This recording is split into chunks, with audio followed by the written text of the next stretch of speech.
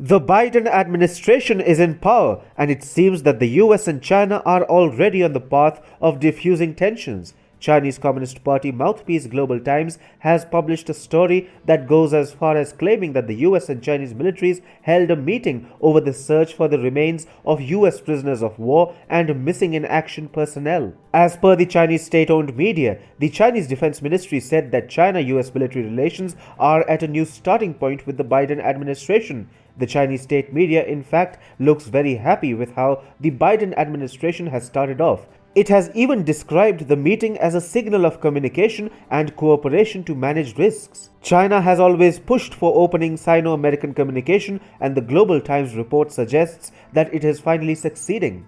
Well, let us break down the entire situation. Global Times is elated because the Biden administration has purportedly done something which the Trump administration would have never done. Under Trump's watch, China was the biggest enemy of the United States, and therefore the US military forces were constantly encircling and weighing down the Chinese military. In fact, a US-China military meeting would have been impossible when Trump was at the helm of affairs in the White House. Biden, on the other hand, had famously called China just a serious competitor. This means Beijing isn't an enemy for Biden, and the consequences are for everyone to see. Beijing is clearly trying to cash in on Biden's soft China policy.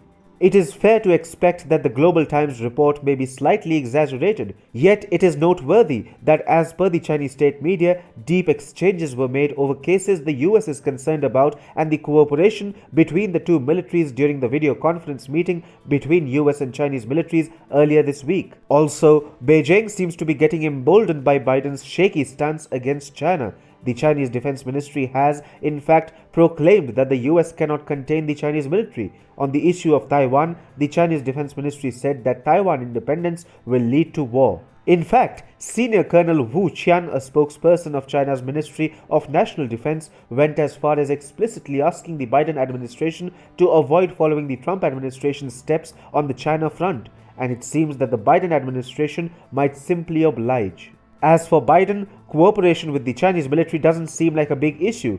Recent events show that giving up the fight against Chinese expansionism might actually be a topmost priority for the new American administration. Shortly after coming to power, the Biden administration updated China's country profile page on the US State Department website. With the Trump administration, the profile read, "The Chinese Communist Party, threats to global peace and security," but now it states, "US relations with China." Two of the issues flagged by the Trump administration, 5G security and China challenge, have also been removed by the Biden administration. It is well known that Biden is going to go soft on China, but the Global Times report of a meeting between the US and Chinese militaries simply goes far beyond what we were expecting.